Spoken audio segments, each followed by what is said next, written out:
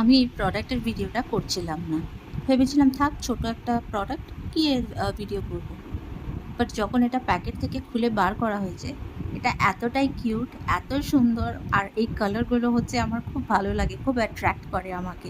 In fact এই কালারগুলো সবাইকে অ্যাট্রাক্ট করবে।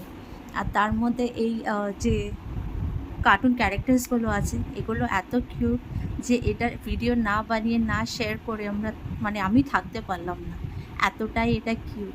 এটা ফ্লিপকার্ট থেকে অর্ডার করা হয়েছিল, খুব একটা বেশি দাম না, রিজনেবল প্রাইস একদম। বাট দেখতে এত সুন্দর, এত কিউট জিনিসটা। আর যেটা সিলেক্ট করবে সেটাই আসবে না, ওখানে কিছু পিকচার্স দেওয়া আছে, তো ওরা র্যান্ডম পাঠাবে, কোনো ভি র্যান্ডম কার্টুন ক্যারেক্টার ওরা পাঠাবে।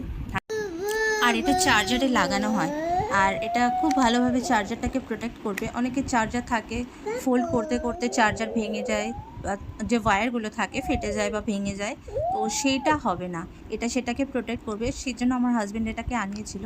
বাট আমি পিকচার দেখে অতটাও সেরকমভাবে আমি চিন্তা করিনি যে এরকম কিছু ওরা র্যান্ডামলি যেহেতু সিলেক্ট করে নিজে থেকে পাঠাবে, সেই জন্য কোনো এক্সপেকটেশন ছিল না।